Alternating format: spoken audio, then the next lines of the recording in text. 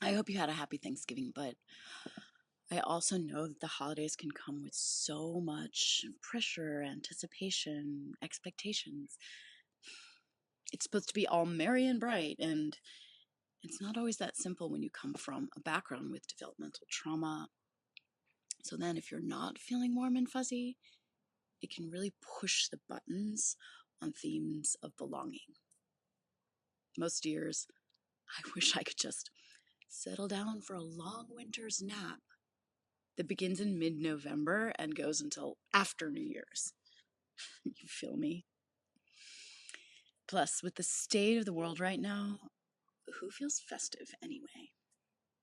But I want to talk about one of my 9 buckets of healing that's part of reparative therapy. And it's called Envision Create, which is about creating chosen family, basically.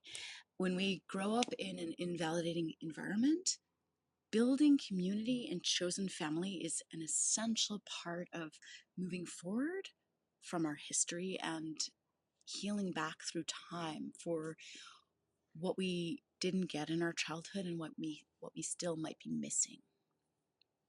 How else will we get through these dark times if not through joy and community? So I'm inspired to get really personal and share about my Thanksgiving. So I am blessed with amazing chosen family. For 20 years, I've been part of a utopian Friendsgiving at a retreat center with 100 or so friends. This event has absolutely changed my life. It's given me hope. It sustains me. The event includes things like land tending projects, so doing fire prevention. Um, we cook together, dance, make music, um, all sorts of connection and play and reverence and irreverence. It's it's definitely my favorite moment all year. So this year, you better believe I was looking forward to that because I was so burnt out, tired. I've been deeply, deeply feeling the grief of the world, uh, the results of the election, the genocide in Gaza, all of it, and the trauma that I've been holding in my therapy practice. So through my fatigue, I managed to pack up my car and to be ready to spend 6 days in community off the grid. I'd even packed up homemade cordials from my walnut tree and lemon tree, and I was about to drive a 97-year-old first-time attendee, and so did my COVID test, and I had literally just gotten out of the shower and was like ready to put my clothes on and pack my last things, and I was in absolute disbelief that I tested positive. And just waves of denial. Like, how is this possible? How? No, I need this too much.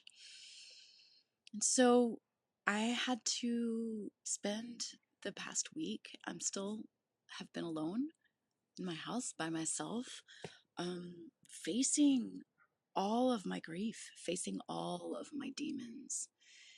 And I didn't block it. It was a tsunami of grief. It was like a crucible.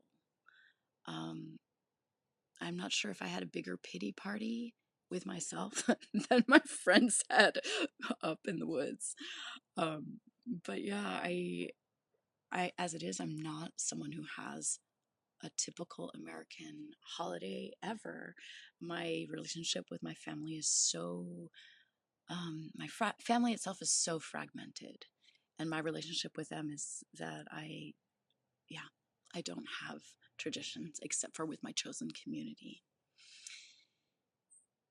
So, yeah, suffice it to say that my family is what fuels my work with people with a loved one with BPD. And it makes me absolutely determined to make a difference for people with this wounding. And I want to share my insights from this week of being alone, and how it pertains to my work with reparative therapy. So, one of my buckets of healing is uh, envision and create. And that's about creating chosen community and chosen family. And I honestly believe that when we do that, we can actually send healing back through time and forward through time. Like we can attend to needs that have never been met and heal our lives for moving forward more freely with that nourishment. I also had a lot of insights this week about my own patterns and ways that I work with reparative therapy. So I noticed how certain thoughts, I can be an expert with my thoughts. It's almost like once I get doing down the chute, it's like I'm off and rolling with the bobsled down. And it's not just like adding a little bit of fuel to the fire. I'm an expert at like pouring on the propane to set the whole place ablaze. And I do that with thoughts that are using black and white thinking and splitting. I learned that in a family with BPD. I take things personally. I learned to do that so well in my family. Um, this week I got to see it's not personal. People aren't excluding me, they're just living their life, they're just having their Thanksgiving. I have a story that I'm no good at self soothing. And this week it's never my choice to be alone. It's never my choice to self soothe, but I got to see that I'm better at it than I give myself credit for. I also noticed myself being very mad at the universe. Like, it's not fair. As if there should be justice, as if there's any justice. And again, that's a way of taking things personally. And when I found that I could have some choice around that, it was very freeing not to get lost in the taking things personally.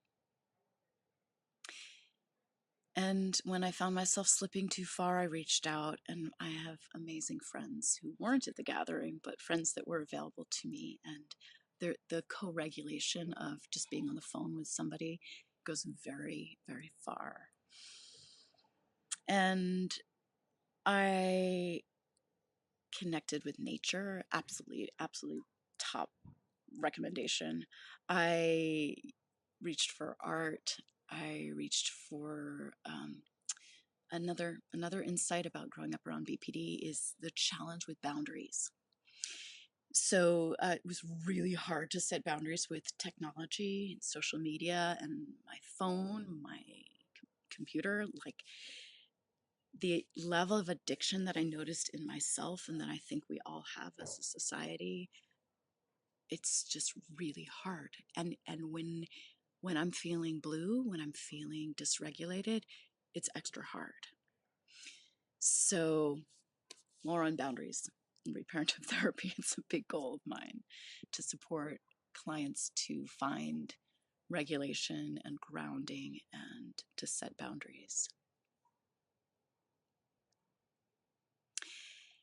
Honestly, the biggest thing I'd say is one of my goals in reparative therapy is to